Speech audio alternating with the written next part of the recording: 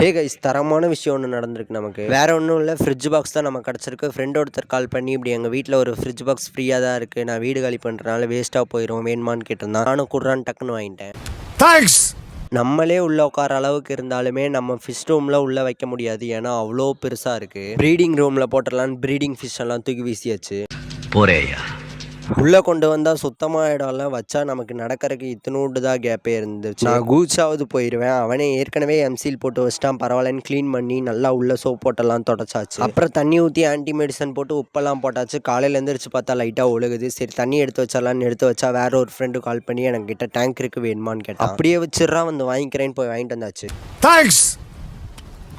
வீட்டுக்கு வந்துட்டு நம்ம பீட்டாலாம் இந்த ஷெல்ஃபில் அடிக்க வச்சுட்டு நம்மளோட கப்பீஸ் இருந்த டேங்க்லேருந்து எல்லா கப்பீஸும் எடுத்து நம்ம பெரிய தொட்டியில் போட்டாச்சு. ஏன்னு பார்த்தீங்கன்னா அந்த இடத்த நம்ம பிளான்டட் செட்டப்பாக பண்ணலான்ட்டு ஒரு ஐடியா. இப்படி இருந்து பார்க்குறத விட கீழே இருந்து பார்த்தா அவ்வளோ சூப்பராக இருக்கும். பார்த்தீங்கன்னா உங்களுக்கே தெரியும். நம்மளோட ஃபீமேல் பீட்டா பவுல் எடுத்துகிட்டு அவன் கொண்டு வந்த டேங்க்கில் போட்டு வச்சாச்சு. செம சூப்பராக இருக்குது. இதில் அதோட டெய்லெல்லாம் அவ்வளோ கிளியராக சூப்பராக தெரியுது. பட் என்ன இருந்தாலும் டேங்க் லைட்டாக ஒழுகுது. என்னங்க அது எப்படி ஆயிப்போச்சு? உங்களை இந்த நிலைமை கொண்டு வந்து விட்டாங்க. நாளைக்கு புது கண்டனோட பார்க்குறேன். டாடா.